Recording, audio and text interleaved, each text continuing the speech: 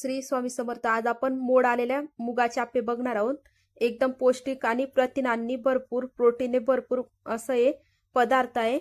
चला तर मग आपण रेसिपीला सुरुवात करूया.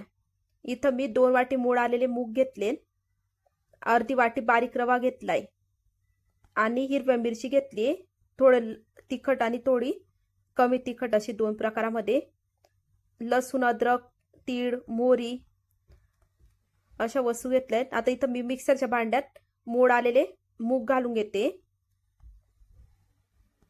त्यात आता अद्रक लसूण घालून घेऊ, मिरची घालून घेऊ, रवा घालू. रवा तुम्ही जाड घेतला तरी चालेल, कारण तो मिक्सरमध्ये बारीक होऊन जाईल. आता आपण हे छान फिरवून घेऊ.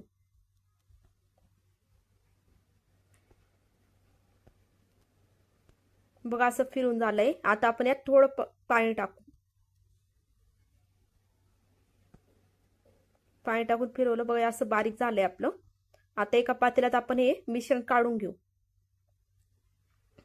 थोडं घट्टच ठेवायचं मिश्रण, जास्त बारीक नाही करायचं, कारण पातळ झालं तर आपल्याला पर्याय नसतो, पण जर घट्ट झाला तर आपण नंतर यात पाणी ऍड करू शकतो.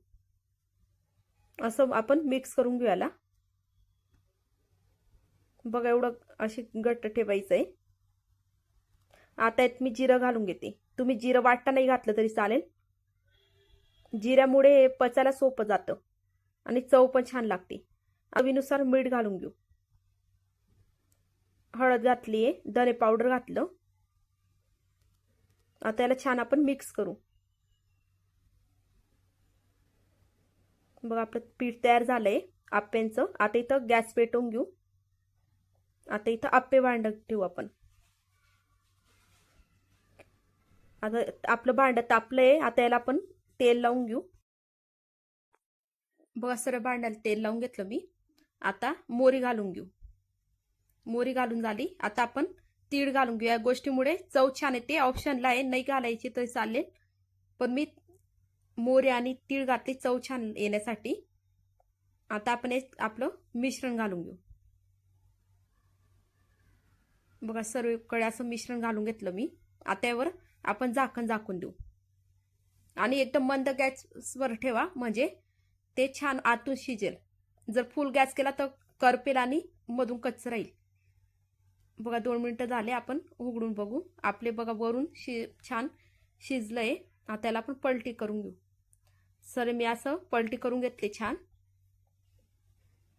आता हे आपण एका प्लेटमध्ये सर्व करू. यासोबत तुम्ही सॉस किंवा रेड चटणी किंवा आपण इडली सोबत खातो ती चटणी पण केली तरी चालेल. मी ती चटणी केली आहे. बघा आप्पे किती सुंदर दिसत आहे. तुम्हाला या आप्प्यांची रेसिपी आवडली असेल तर व्हिडिओला लाईक करा. नवीन असाल तर चॅनलला सबस्क्राईब करायला विसरू नका आणि आपल्या फ्रेंड्स आणि फॅमिली सोबत शेअर नक्की करा. कमेंट्स करायला विसरू नका. श्री स्वामी समर्थ.